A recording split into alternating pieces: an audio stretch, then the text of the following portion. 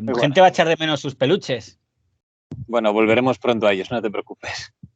Estamos haciendo una conexión de última hora porque hoy nos enterábamos del fallecimiento de don Fernando Sánchez Dragó, una figura de la que hemos hablado bastante aquí y que aunque tiene muchos perfiles, aquí no vamos a hablar tanto de su perfil como escritor ni como periodista, sino su perfil como personaje de la televisión.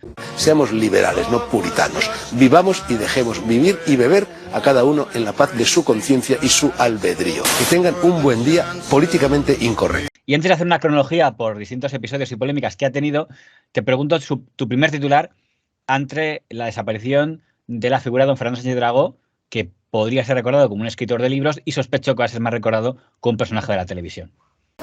Mala cosa es lo de acomodarse sobre un sillín a pelo para sudar la camiseta que no se lleva. Yo lo he hecho alguna vez y salen rozaduras en las nalgas. Creo que ha muerto un tipo súper inteligente, de verdad, con una capacidad para manejar el verbo excepcional. Lo digo en serio, creo que es un tío muy inteligente, pero que siempre se ha movido, por mucho que él reconociera que a él no le gustaba moverse en aguas turbulentas, siempre se ha movido al filo de la navaja y eso pues le ha pasado factura y hace que mucha gente le recuerde por otras tesituras, como bueno, pues se está viendo en redes sociales que parece que muchos le tenían ganas. Yo creo que no he visto en mucho tiempo que se pisotee más la tumba de alguien que acabe de morir. Sinceramente, había gente que le tenía muchísimas ganas, la verdad. Yo creo que, dentro de que siempre es recomendable tener el máximo respeto posible cuando alguien acaba de fallecer, pero me pregunto si a él le hubiera disgustado porque claramente siempre le gustó estar en el candelero, aunque fuera para mal. El famoso que hablen de ti, aunque sea bien. Es que, ¿te das cuenta? Él dice que no, él siempre dijo que por eso vivía tan alejado de todo, que él vivía muy lejos de todo, en sitios donde no le conocieran, porque a él no le gustaba eso. Otros dirían que vivía en ese tipo de sitios para que pudiera cometer todo tipo de, bueno, acciones que no estaban tan bien vistas en nuestra sociedad. Claramente, el señor Sánchez Dragó fue una figura en la que su imagen pública fue evolucionando y sobre todo a partir de los años 90 ya entró en un camino que no tenía retorno posible. Pero por seguir el orden cronológico, hay que decir que el origen del señor Sánchez Dragó sería el de una figura que podría haber sido heroica para mucha gente por haber pasado el marchamo que, dentro de lo que es la izquierda intelectual, más se puede apreciar, que es haber estado en la cárcel por oponerse a un régimen cuando muy pocos lo hacían. La famosa redada del año 56, en la que a él le detienen, está también ahí el señor Tamames, supongo que de ahí se conocerían los dos, en la redada contra jóvenes universitarios. Hay que decir a modo de introducción del personaje que su historia es trágica porque su padre, que era periodista, el señor Fernando Sánchez Monreal, fundador de la agencia Febus, que luego acabó integrada en lo que hoy conocemos como EFE, murió lo mataron los franquistas, fue ejecutado por republicano. Él cuenta que le delató un compañero, además tiene un libro donde lo cuenta todo, el señor Juan Pujol, y que le delató para quedarse con su proyecto. Y el día que a las 17, por la tarde del 17 de julio de 1936, se entera de que la guarnición de Melilla se ha sublevado, que es lo que da comienzo al llamado movimiento nacional y a la sublevación de los generales, pues hace algo insólito. En el director de una agencia de prensa se va él a informar, pero efectivamente el brazo del destino que lo envió a morir fue un colega, fue un periodista, si no amigo suyo, al menos suficientemente conocido, que luego se convirtió en gran jerarca del periodismo de la época de Franco, que fue Juan Pujol, y si digo Pujol es porque él mismo se llamaba Pujol y no Pujol. Que fundó el periódico Madrid, que luego fue el gran periódico. ¿Por qué Juan Pujol, que lo conocía perfectamente, hace eso? Y entonces, poco a poco, investigando, descubrí que la Vuelta Ciclista a España, que estaba a punto de echarse a andar, por lo menos, en fin, como un fenómeno ya importante, era uno de los planes que tenía mi padre en una de las agencias de prensa Notisport, una agencia de prensa deportiva que dirigía. Y entonces fue Juan Pujol, al terminar la guerra, el que puso en marcha ese proyecto. Seguramente para apoderarse de él lo envió a morir. Así son las cosas de la vida y de la muerte. Y que él cuenta, que no lo sabía, que él, claro, crece como niño y dice, tu padre ha muerto en la guerra y pensó, pues le dieron matar, ¿quiénes son los malos? Los rojos, pero le dieron matar los rojos. Y cuenta que es estando en la cárcel, porque aún así, a pesar de pensar que su padre había muerto a manos de los rojos, se enfrenta a la dictadura y le meten en la cárcel, y cuenta que en la cárcel el policía Conesa, que era un torturador, cuando le va a azurar le dice, tú lo que eres es un resentido porque matamos a tu padre. Y dice que así se enteró. Digo, ostras, o sea que a mi padre le habían matado los los franquistas, ¿no? Me detienen por primera vez la policía de Franco, la famosa detención del 56 con Tamames, con Mújica, con Dionisio Rizruejo, con Rudy Gallardón padre, etcétera, y el policía Conesa, ¿te acuerdas de Conesa? Sí, el supercomisario Conesa. El supercomisario Conesa, de repente, mientras me estaba interrogando, se viene cabreado hacia mí y me dice: tú estás aquí porque eres un resentido, porque matamos a tu padre. Entonces, es curioso, con ese origen hubiera dado pie a alguien de una ideología en unas coordenadas muy diferentes a las que luego ha acabado teniendo, pero ese es el origen, y que seguramente si se hubiera quedado en esa alineación, pues en un sector al menos de la sociedad española, tendría una actitud que sospecho que no es la que tiene en estos momentos.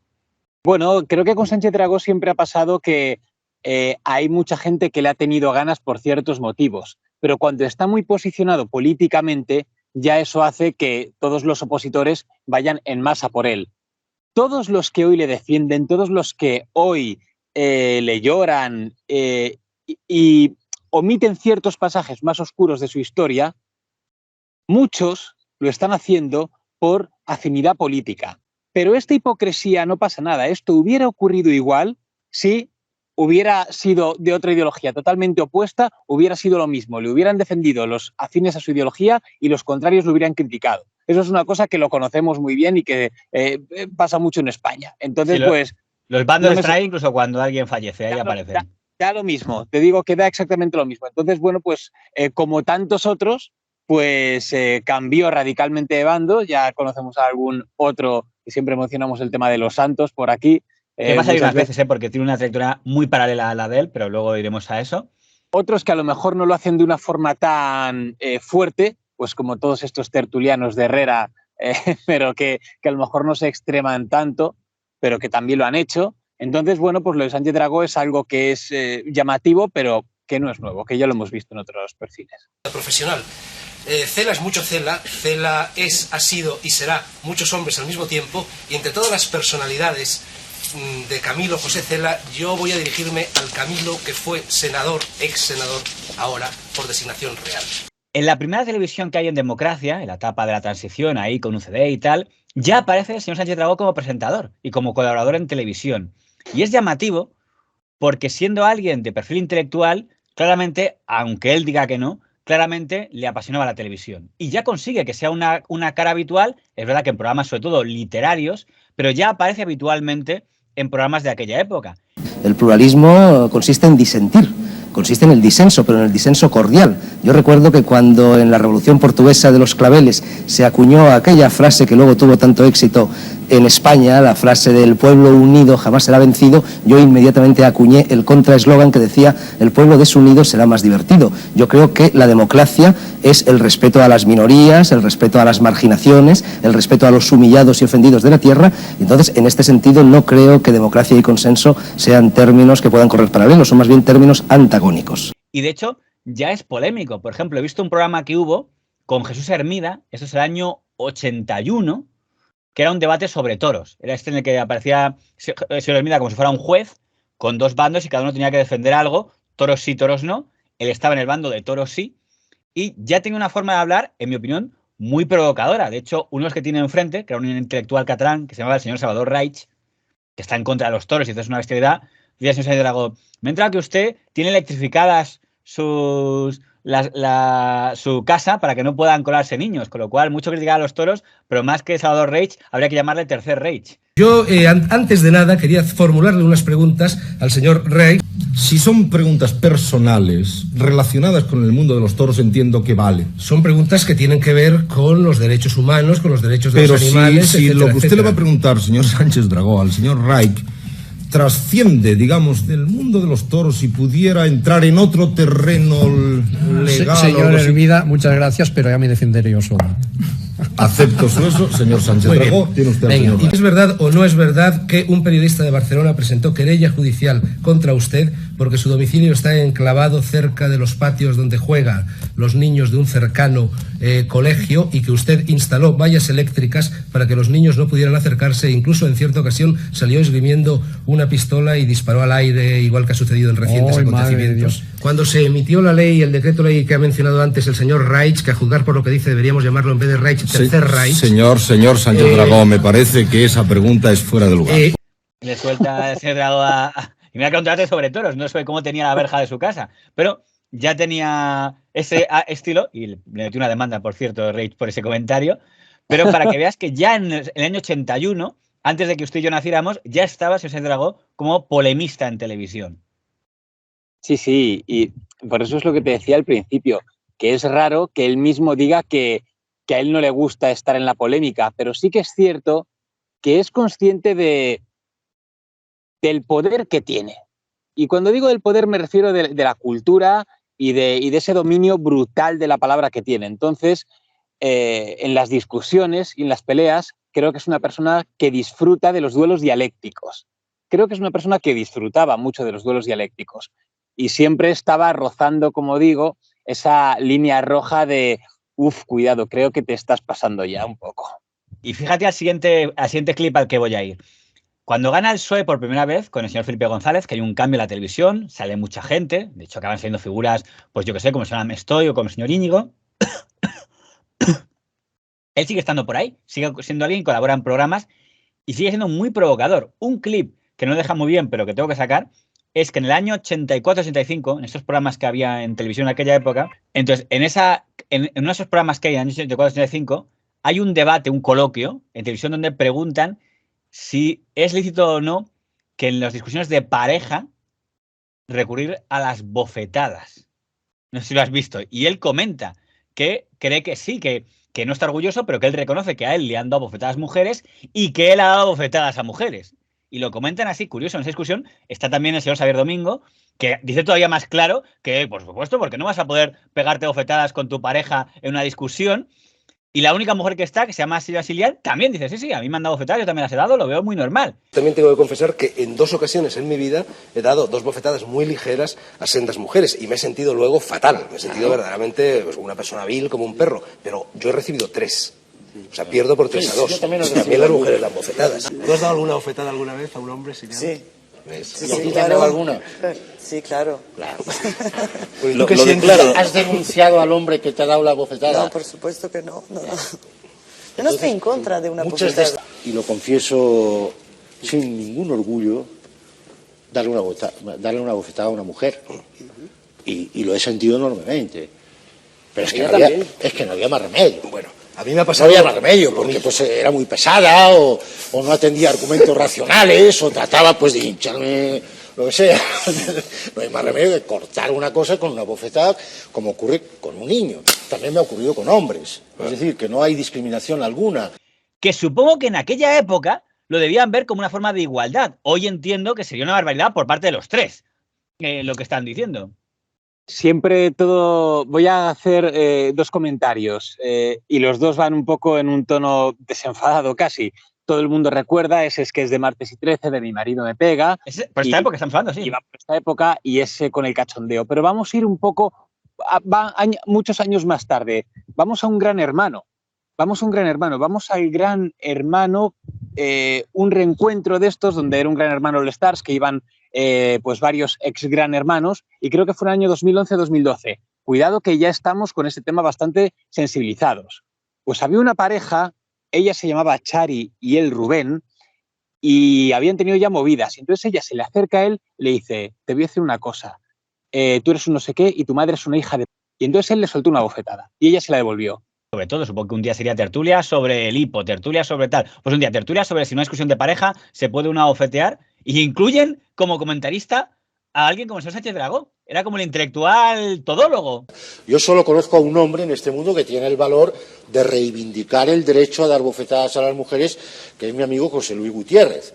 Aparte nadie reivindica este derecho. Que naturalmente dejará de ser tu amigo después de esto que has dicho en el programa. Pero en fin. Y entonces yo evidentemente no me posiciono del bando de sí, pegar dentro de la pareja está bien, ni insultar ni pegar. Eso no es una pareja. Honestamente, eso no es una pareja. Una relación de pareja no puede caber ni la violencia ni verbal ni física. Ya está. ¿Y por qué crees que era el comodín Dragó? Estás hablando del Dragó del año 84. Porque creo que descubrieron esa facilidad para generar polémica con las palabras. Date cuenta que en televisión todavía no estábamos en esos realities de enfrentamientos de te agarro, te pego, te tiro la peluca y... No, lo comentan todos con mucha tranquilidad, están hablando del tema, pues yo pienso Claro. esto. No están en plan yo contra ti, ninguno. Si ves el coloquio, es un coloquio tranquilo. Es como la radio, es pura radio en realidad. Entonces hacía falta gente que con la palabra pudiera hacer mucho daño y herir mucho. Básicamente lo que evolucionó o involucionó más adelante y más, ¿cómo decir?, mucho más superficial. Aquí, pues, oye, era todo mucho más intelectual y él lo era. El siguiente episodio, que ya lo hemos hablado, pero en este repaso cronológico tenemos que ir, es cuando doña Pilar Miró llega al frente de RTV y coloca al señor Dragó al frente de un programa que se llamaba El Mundo por Montera, que era un programa para lo que en ese momento no se llamaba, pero hoy llamaríamos La 2, a la madrugada, para hablar de cosas muy culturales, muy profundas. Qué triste es diseñar un programa que pretendes que sea muy profundo y muy humanista, que al final todo el mundo recuerda únicamente porque un día un tío te vino borracho. Según él, porque se equivocó con el medicamento y el chinchón. Al margen de por qué. El milenarismo va a llegar. Siempre va a llegar. ¡Déjame hablar! ¡Ya deja hablar a la minoría silenciosa! El mileniarismo. Deja hablar a la minoría. Ya te he dejado hablar, ahora le toca a Isidro. Yo creo... Bueno, André, estáis cortando la conversación. No se puede. Me voy a oponer con toda mi fuerza a los guruismos. Lo curioso de ese programa es por qué Jesús Sánchez Dragó, que era el director del programa, a fin de cuentas, o el presentador del programa, siguió con él. No dijo, bueno, espera, vamos a hacer pausa un momento, a ver qué pasa aquí, o que salga este señor. Salió. Porque yo creo que en ese programa, si alguien dice, oye, me voy a quitar los zapatos en antena y enseñar ahí los dedos del pie, le hubieran dejado hacerlo. Era como muy bohemio todo, ¿no? Todos los españoles están a favor de mí, querido amigo. Fernando, te vas a cargar la mesa, por favor. Cuidado que te vas a hacer daño. De acuerdo, ¿eh? Fernando, si Campillo deja de sujetar la mesa, te pegas una bofetada. Mario Sachs, corta micros. Déjame hablar. Sí, pero esto lo he dicho yo muchas veces. Sánchez Dragó es una persona de tanto conocimiento, tan culta, también que llega a ese punto en el que se cree también por encima del bien y el mal. Y dice, si aquí hago lo que me da la gana, y si este está borracho, pues que esté borracho, vamos a seguir hablando. ¿Para qué cortarlo? Esto es mi casa, y aquí pues pasan estas cosas. A veces un tío se emborracha, a veces un tío se cae, a veces, pues yo qué sé. Entonces, él lo trataba como algo suyo y como algo natural, donde creo que no pensaba que él tenía que dar explicaciones a nadie. Entonces, como no tiene que dar explicaciones, dice, pues esto está pasando, pues ya está, tampoco pasa nada. Le da, creo que en ese sentido sí que... ¿Es que hasta le gustaba? Estoy haciendo historia de televisión, porque en aquel momento no existía YouTube, no podía estar pensando en voy a generar chascarrillos para YouTube.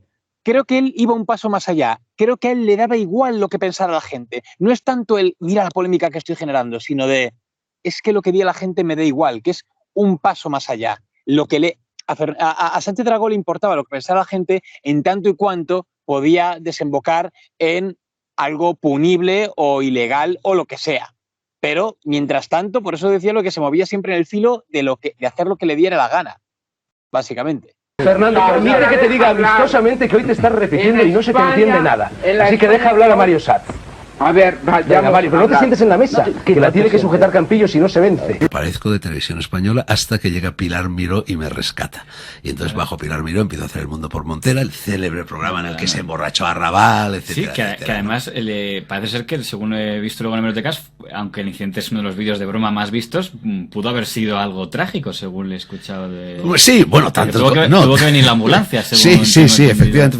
Arrabal estaba tomando unas medicinas para no sé qué dolencia pulmonar que tenía, y se le cruzaron las medicinas con la copa o las dos copas de chinchón que se había tomado, y al término del programa, acababa de terminar el programa, que era en directo, 2 minutos antes se desmayó ahí con los ojos en blanco que le daban vueltas, tuvimos que llamar a una enfermera, en fin. Sí, Hace poco escribió usted en El Mundo que don Diego Garcedo y doña María Antonia Iglesias le pidieron que no volviera a contar nunca más Ese programa de Arrabal terminó a las 2 de la mañana, pongamos, ¿no? Yo me fui a casa, lo vi, me dormí, a las 8 de la mañana ya estaba sonando el teléfono de los informativos, de la dirección de informativos de Televisión Española, que me convocaban allí.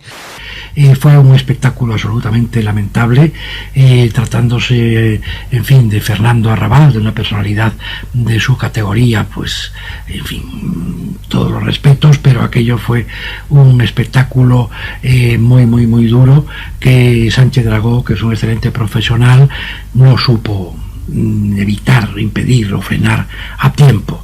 Yo creo que si a mí se me puede acusar de haber prescindido no del programa en absoluto, yo llamé a Sánchez Dragó y le dije, mira, esto no puede ser, no puede repetirse. Dice, hombre, yo no puedo controlar lo que la gente ve antes de entrar en el plató. Yo ya lo sé, pero en fin, no sé. Yo creo que si vemos que alguien está en unas condiciones que no puede aparecer en la pantalla, porque el gran perjudicado aquí fue Fernando Arrabal con su imagen, ¿no? Entonces fui y Diego Carcedo efectivamente me recibió en su despacho y me dijo, bueno, Fernando, esto no puede ser, por lo de la borrachera de Arrabal, etcétera, así que queda prohibida la aparición de Fernando Arrabal en tu programa a partir de ahora. Yo inmediatamente le dije, pues ahí tienes mi dimisión y la de todo mi equipo. Hombre, Fernando, no te pongas así. Pero bueno, Sánchez Dragó se sintió como muy molesto e interpretó que yo lo que había prohibido era que Fernando Arrabal nunca más saliese en televisión española, cosa que no fue verdad, y que además puedo demostrar que no fue verdad porque en otros momentos, en mi etapa, participó en otro tipo de programas. No sé cuánto, entonces ya pacté que durante un mes no viniera Fernando Arrabal, cosa que en realidad no alteraba el curso del programa porque no iba a venir en ese mes, y ya Diego Carcedo lo aceptó y efectivamente las aguas volvieron a su curso. Hay cuestiones que en televisión y en una televisión pública especialmente, aunque yo soy partidario de que es una televisión muy abierta, pues hay cuestiones de estética, sobre todo, que tenemos los profesionales que evitarlas o que intentar minimizarlas. La siguiente polémica que tuvo, que también la hemos mencionado aquí, es que curiosamente en política él al principio no se mojaba mucho y la primera vez que se moja en plan activista es contra el fútbol. Él decide en el año 93, en una tertulia famosa en Antena 3, que se hizo muy famosa, hacer un alegato, es una tertulia sobre fútbol, sobre lo que representa el fútbol, con mucha gente, y hay muchos representantes de muchas cosas, y en el turno del señor Dragó, él hace un alegato contra el fútbol. Dice que le parece algo terrible, demoledor. Dice, yo he sido corresponsal en Vietnam, me parece el fútbol peor que los horrores que he visto en Vietnam, lo cual evidentemente es una provocación. Dicen que le da asco el Marca y el AS y que nunca los comprará. Y provoca, como ya comentamos, que el Marca le dedique una portada burlona con su cara en grande, en plan, queremos un libro tuyo. Y él, encima, le he oído estar muy orgulloso de esa portada. Es decir, yo he conseguido una portada en el Marca. El espectáculo del fútbol a mí me asquea, me aburre, me deprime y me degrada. Cuando veo a alguien leyendo el AS o el Marca o cualquiera de esas bazofias en el metro, ya sé que me encuentro delante de un borreguito, ya sé que me encuentro delante de un esclavito, ya sé que me encuentro delante de un analfabetito, y ya sé que me encuentro, con todos los respetos, delante de alguien que probablemente tiene encefalograma. Señor Sánchez Dragó. Y yo he venido a este programa, Jesús, para aprovechar el impulso del enemigo, y ahora mis amigos y mis lectores sabrán por qué estoy aquí. Igual, lo curioso es que creo que no cambió esta actitud, y creo que hasta el final presume de no haber visto un partido de fútbol en su vida. Lo cual para mí tendría lógica, con perdón, si fuese un intelectual como Javier Marías. Javier Marías, que se murió hace poco, creo que ni veía la tele y escribía con máquina de escribir. Es vale, eres un excéntrico, pero si eres don Televisión, me extraña un poco ser don Televisión, porque por lo menos Javier Marías no apareció nunca en ninguna tertulia. Era coherente, odiaba la televisión, vale. Pues no le vimos, yo nunca le vi, no sé si en ninguna tertulia. Pero Dragó, que era un tertuliano en todas partes, ¿qué opinas tú de esa imagen de odio al fútbol? Esta pieza ya la hicimos, la gente además puede ir a ella, que la tenemos mucho más extensa, pero yo ya lo he dicho sobre esto 1000 veces. Creo que criticar el fútbol como un deporte de borregos, de incultos, es lo fácil y que creo que deja en muy mal lugar a quien lo hace. Esa frase de 22 tiras de calzoncillas dándole patas a un balón, te deja un nivel, a mi juicio, igual que cuando tú ves en espejo público poner a parir los videojuegos, por ejemplo. Otra pieza que hicimos. Eduardo Inda criticando los cómics. Que se gaste dinero para videojuegos. Sí, no sé en qué cojones quieres que se lo gaste. ¿En un libro tuyo? Pues no sé, vamos, en fin. Entonces, es eso. Creo que es lo fácil y que te pone en muy mal lugar. Creo que es cuando... Para mí eso, fíjate, no siendo algo ni legal, ni punible, ni nada, es pasar de la raya y llegar al punto de intelectual rancio. Pero si te fijas, pocos se han atrevido a hacerlo. De hecho, por ejemplo, ni el señor Jiménez Los Santos ni el señor Cela se han atrevido así como yo soy el prototipo del antifútbol. Vamos a ver, claro, pero porque Sánchez Dragó nunca ha sido alguien comercial y él no buscaba ser comercial, ni muchísimo menos. Hay otros que lo saben y que saben que eso es meterse en camisas de 11 varas, no criticar el fútbol, en fin. Es ponerte en contra de todos los que lo ven, básicamente. Claro, o te da muy igual qué es lo que decía, lo que piense la gente y no vives de eso, porque al final te da exactamente igual y dices, bueno, total, me van a seguir escuchando, me van a seguir viendo, te da igual eso, o enemistarte, que todo el mundo te odia, o te da igual eso. Entonces, por eso te digo, que es que al final la gente, pues hombre, también les puede gustar y no se posicionan también en contra, pero es que lo que te digo es que creo que es un punto ya de ranciedad intelectual que a mí no me gusta. Vamos a un punto de controversia política. 1993 son las primeras elecciones que hay en las que se piensa que el PSOE puede perder. Está don Felipe González reinando, su rival es don José María Aznar, hay como un poco más de empate de lo habitual, y el Partido Popular hace algo que hasta ese momento no había conseguido, que es que figuras, digamos, intelectuales le apoyen. Hablamos ya de una pieza de que es la primera vez que el señor Jiménez de los Santos hace campaña a favor del Partido Popular, un excomunista, como he visto entonces, apoyando al Partido Popular en prensa, y en televisión se organiza un programa, que lo hace de nuevo, yo sí estaba Hermida, pero lo hace Antena 3, donde quiere que aparezcan figuras públicas que no sean afiliadas que apoyen a partidos. Entonces sale, si no recuerdo mal, Gila para apoyar al PSOE, donde llega a decir que si gana Aznar, siga del país, porque no quiere otro bigote gobernando España. Apoyando Izquierda Unida está, si no recuerdo mal, don Joaquín Sabina, y el Partido Popular propone a Sánchez Dragó. Según Mercedes Milá, lo presentaba doña Mercedes Milá. Y aquí hay una parte curiosa. Sánchez Dragó aparece en ese programa y pide el voto al Partido Popular. Es la primera vez que, digamos, alguien del sector intelectual pide en público su voto, y además con un discurso que casi parece más pepista que el propio PP. Pero lo que él cuenta luego en entrevistas que le hemos hecho es que estuvo a punto de no poder ir porque dice que la dirección de Televisión Española se lo prohibió. Le dijo el Dragó, tú eres empleado de Televisión Española, luego tú no puedes aparecer en Antena 3 pidiendo el voto para el PP. Y según él cuenta, dice que entonces avisó a sus amigos, diciendo, oye, pues voy a llamar inmediatamente a mis amigos Pedro J. del Mundo, Ansón de ABC, de oye, decid que no dejan que un intelectual pueda apoyar al PP en Antena 3, y ante eso, bueno, venga, ve, y por eso le dejaron ir. Esa es toda la historia que cuenta él, y que tengo que decir también, para que el relato sea justo, cuando le pregunté al director de entonces de Televisión Española, me dijo que no recordaba haber hablado nunca el con Sánchez Dragó de esto. Año 93, cuando yo cruzo por primera vez el Rubicón, digamos, y pido el voto para el Partido Popular, bueno, se arma también una gran escandalera, y entonces Televisión Española, o sea, el Partido Socialista en Televisión Española en el año 93 me llama y me dice que quedo adscrito al programa La Aventura del Saber para hacer entrevistitas de 3 minutos a profesores de los cursos de verano y que tengo que fichar a las 8 de la mañana, etcétera, etcétera. Es decir, era una manera de echarme. Yo les llamo por teléfono y digo, ¿qué pasa? ¿Que queréis que pida la excedencia? Y me dicen, sí, queremos que pidas la excedencia, pero antes te vas a joder y vas a estar viniendo aquí a fichar hasta que nosotros digamos. Hombre, ya ahí yo me quemé. Entonces, en fin, moví hilos y en 24 horas me concedieron la excedencia y fui expulsado de Televisión Española por los socialistas. Año 93. Era Ramón Colón, en el año 93. Bueno, a todo esto se había producido un mes antes